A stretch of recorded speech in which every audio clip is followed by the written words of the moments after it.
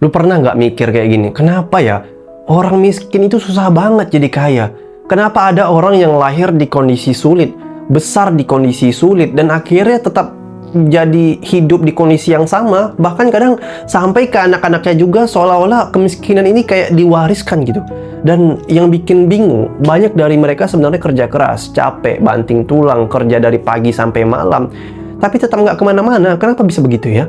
Apakah mereka bodoh atau ada sesuatu yang lebih dalam daripada itu? Satu hal yang harus kita luruskan dulu adalah orang miskin itu bukan berarti bodoh, guys. Banyak orang yang hidup susah justru kuat, tahan banting, pekerja keras. Masalahnya bukan di kecerdasan, masalahnya ada di hal yang lain yang sering kita nggak kelihatan, yaitu adalah lingkungan yang membentuk pola pikir sebenarnya, guys.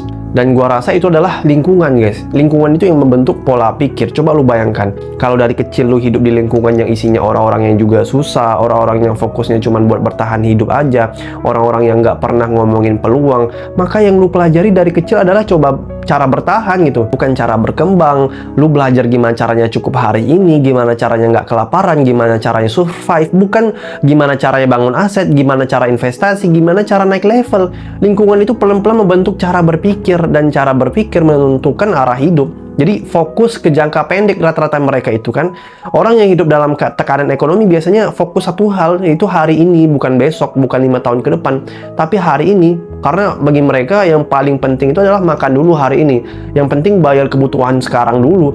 Akibatnya nggak ada ruang buat mikirin jangka panjang. Padahal kekayaan itu dibangun dari keputusan jangka panjang. Dan ini juga realita yang harus diterima, yaitu nggak semua orang punya akses yang sama. Ada orang yang punya pendidikan yang bagus, punya koneksi, punya mentor, punya peluang. Sementara yang lain harus cari semuanya sendiri dari nol, tanpa panduan, tanpa arah. Dan itu bikin perjalanan jadi jauh lebih berat. Masalah lain adalah kebiasaan. Kalau dari kecil lu terbiasa hidup pas-pasan, lu jadi terbiasa dengan pola itu, bukan karena lu mau, tapi karena itu yang lu kenal. Misalnya kalau ada uang, langsung habis, nggak terbiasa nyimpan, nggak terbiasa mikirin investasi. Semua itu bukan karena salah, tapi karena nggak pernah diajarin. Dan ada juga satu hal yang jarang dibahas, yaitu takut keluar dari zona yang dikenal. Walaupun hidup susah, itu tetap zona yang familiar, dan manusia cenderung takut sama hal yang tidak pasti, ya kan? Misalnya takut mulai usaha, takut gagal, takut rugi, takut mencoba hal baru. Akhirnya lebih milih tetap di kondisi yang sama walaupun nggak nyaman. Dan dari semua hal tadi terbentuklah satu pola yang terus berulang. Orang tua hidup susah, terus anak melihat anak tumbuh dengan pola yang sama, dan akhirnya mengulang siklus yang sama.